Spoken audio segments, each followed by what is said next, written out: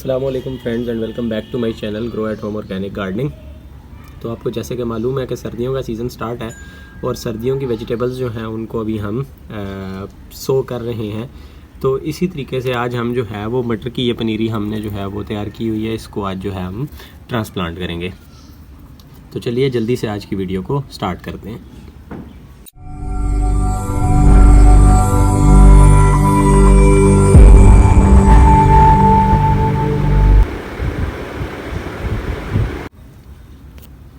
So guys, टमाटर को हम जो है वो अगर स्टार्ट करने जा रहे हैं तो कोशिश ये करें कि आप सितंबर में इसका सीड जो है उसको लाजमी नर्सरी लगा दें उसकी।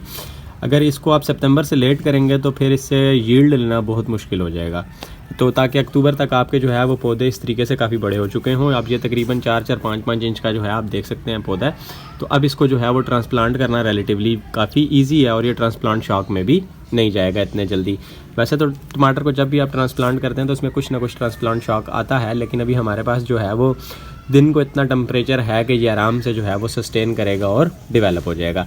अगर बहुत लेट आप इसकी ट्रांसप्लांटेशन करेंगे तो फिर इससे जो है वो फ्रूट ऑब्टेन करना बहुत ज़्यादा मुश्किल हो जाएगा। वैसे तो टमाटर के पौधे को आप जो है वो साल में कभी भी ग्रो कर सकते हैं। मतलब इसको आप सितंबर अक्टूबर में एक दफ़ा इसका सीड ऐड कर सकते हैं, फरवरी मार्च में इसका सीड ऐड कर सकते हैं, और इसी तरीके से आप चाहें तो दोबारा जुलाई अगस्त में भी आप इसका सीड जो है वो ऐड कर सकते हैं अगर आप टेम्परेचर्स को कंट्रोल कर सकें तो आपने जो है वो इस बात का बहुत ज़्यादा ख्याल रखना है कि जब बहुत शदीद गर्मी होगी तो उन दिनों में इसका फ्रूट साइज़ जो है वो बहुत छोटा रह जाएगा और उसको बहुत ज़्यादा केयर की ज़रूरत होगी। और एक्सट्रीम सर्दी के दिनों में आपने इसको इस तरीके से छोटे फेज़ में हो अगर तो ट्रांसप्लांट नहीं करना, तब भी ये जो है वो अच्छे से सस्टेन नहीं कर पाएगा। देन बात कर लेते हैं कि आप टमाटर को किन किन चीज़ों में उगा सकते हैं। तो टमाटर उगाने के लिए मैं अपनी ये ट्राइड एंड टेस्टेड और one of the most favourite चीज़ आप कह लें, क्योंकि ये बहुत चीप है, 50 रुपए की बाज़ार से मिल जाती है। ये बेसिकली फ्रूट क्रेट होता है इसमें, या फिर सब्जियों का क्रेट होता है, प्लास्टिक का बना हुआ है। इसमें सब्जियां वगैरह जो है वो सब्ज़ी फरोश सेल करते हैं। इसको आप देखें, मैंने इस तरीके से ना, ये एक प्लास्टिक का मिलता है, ये किसी भी कारपेंटर की दुकान से आपको आसानी से मिल जाएगा। ये दरवाज़ों में कवरिंग देने के लिए इसको इस्तेमाल करते हैं। ये साइडों पे इसकी पैकिंग करके इस बास्केट को मैंने तैयार कर लिया। अब ये आलमोस्ट 2 फीट की बास्केट है, इस 2 फीट की बास्केट है और ये आलमोस्ट जो है आपके पास 10 इंचेस डीप है। इसकी डेप्थ थोड़ी सी कम है एज ऑफ टमाटो प्लांट अगर 12 से 14 इंच डीप गमले में लगे तो बहुत ज़्यादा अच्छा चलता है, लेकिन इसमें भी ट्राइड एंड टेस्टेड है, मैंने इसको बहुत अच्छे से इसमें उगाया है। तो यहाँ पर रिलेटिवली बहुत ईजी हो जाता है मैनेज करना। और इसकी विड्थ जो है उससे हमें ये एडवांटेज होता है कि हम साइड बाय साइड जो है वो 2 प्लांट्स आसानी से चला लेते हैं। एक ये हो गया, और दूसरा ये हम सब के मोस्ट फेवरेट दूसरी चीज़ जो है वो 12 बाई 12 इंच का आपके पास नॉन वोवन फैब्रिक का ग्रो बैग। अब ये जो ग्रो बैग है आपके पास, ये वैसे तो बेस्ट है इन चीज़ों के लिए। मतलब अगर आप शिमला मिर्च उगाना चाहते हैं, टमाटर उगाना चाहते हैं, या इसके अलावा आप चाहते हैं दूसरे नॉर्मल चिली प्लांट्स भी ग्रो करना चाहते हैं, बैंगन ग्रो करना चाहते हैं, तो इन सब के लिए ये साइज़ जो है ये रिलेटिवली काफ़ी ईजी टू मैनेज होता है और इजी टू यूज़ होता है। इसको आप बहुत अच्छे से इसमें अपना पौधा जो है वो चला सकते हैं। तो हम कुछ पौधे जो है वो इसमें उगाएंगे और कुछ पौधे जो है वो इस तरह के ग्रो बैग्स में उगाएंगे, और फिर हम एट लेटर स्टेजेस, यानी जैसे जैसे प्लांट की डेवलपमेंट होगी तो साथ इसको कंपेयर करेंगे कि इनमें क्या फ़र्क है, और 2 पौधे इकट्ठे चलाने से या एक एक पौधा अलग अलग चलाने से उनमें किस किस्म के फ़ायदे या किस किस्म के नुकसानात होते हैं। अच्छा, तो गाइस इस तरीके से जो है वो आप अगर गमला ख़रीद के लाए हैं या आपने ख़ुद घर में अगर बेबी प्लांट्स उनको तैयार किया है, तो इस तरह के गमले से आपने उनको निकाल लेना है, अलग अलग कर लेना है, और अलग अलग करके आपने इनको 1 बाय 1 जो है वो पॉट करते जाना है। कोशिश करनी है आपने हमेशा कि टमाटर को या किसी भी सब्ज़ी को ट्रांसप्लांट करते हुए शाम के वक्त का इंतखाब करें, क्योंकि अगर आप बहुत शदीद धूप में इसको ट्रांसप्लांट करेंगे तो ये पौधे ट्रांसप्लांट शॉक को बर्दाश्त नहीं कर पाएंगे और मुरझा जाएंगे या मर जाएंगे। तो आपने कभी भी इनको डायरेक्ट सनलाइट या ब्राइट सनलाइट में जो है वो ट्रांसप्लांट नहीं करना। तो जल्दी से इन पौधों को अलग अलग कर लेते हैं, फिर उसके बाद जो है वो इंशाल्लाह इनको लगाने का प्रोसेस जो है उसको स्टार्ट करते हैं। सो गाइस, टमाटर का ट्रांसप्लांट जो है इसको स्टार्ट करते हैं और साथ ये डिस्कस कर लेते हैं कि किस किस्म के सॉइल मिक्स में आपने इसको लगाना है। तो आप कभी भी कोई भी पौधा लगाएं तो आपने इस बात का ख्याल रखना है कि उसकी जो सॉइल है वो वेल ड्रेनिंग होनी चाहिए।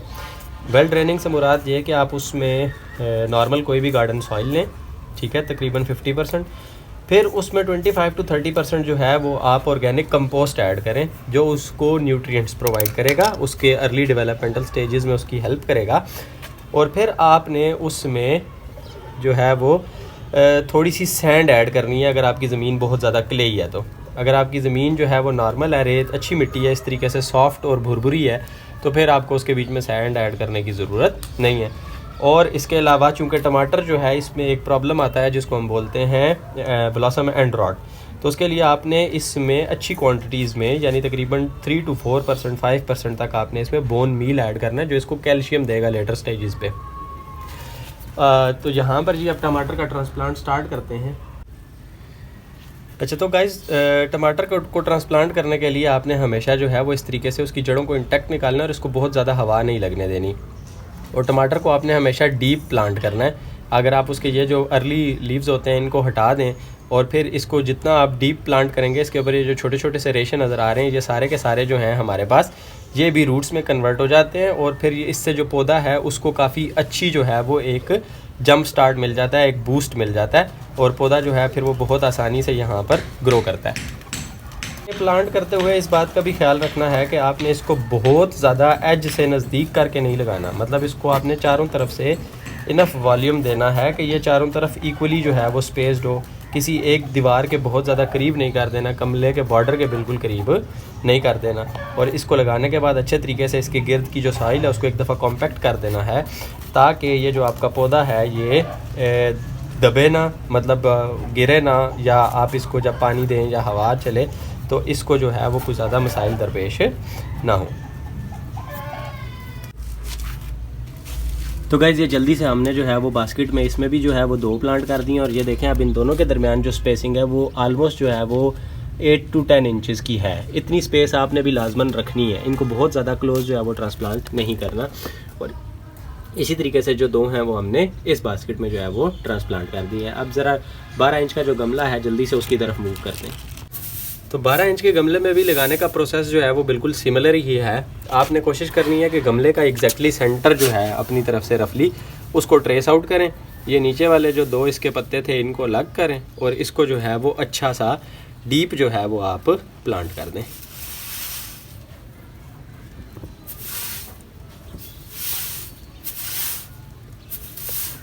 ये इस तरीके से आपने इसको लगाना है हमेशा और इसको फिर आपने बहुत अच्छे से जो है वो कॉम्पैक्शन कर देनी है सॉइल की इसके गिर्द, ताकि ये जो पौधा है ये एक जगह पर स्टैटिक रहे। पानी देने से या हवा चलने से ये जो छोटा है तो ये जल्दी से गिरे या टॉपल ना हो।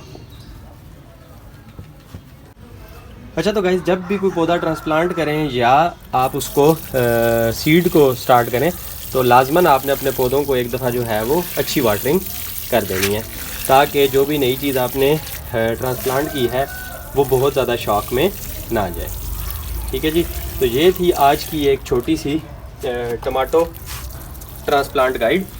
और अगर आपको टमाटर से के पौधे से रिलेटेड मज़ीद जो है वो कोई केयर या नॉलेज या टिप्स चाहिए तो आप जो है वो मेरे चैनल को सब्सक्राइब करें और कमेंट्स करें, कमेंट्स करके बताएं कि आपको मज़ीद किस टॉपिक पे वीडियो चाहिए। इंशाल्लाह सर्दियों की और वेजिटेबल्स जो हैं उनके ऊपर भी प्रॉपर केयर गाइड्स और स्टेप बाय स्टेप वीडियोस जो हैं वो बहुत जल्दी आना स्टार्ट हो जाएंगी। तब तक के लिए अपना और अपने पौधों का बहुत ढेर सारा ख्याल रखिएगा। फिर मिलेंगे आपसे एक नई वीडियो में इंशाल्लाह। अल्लाह हाफिज़।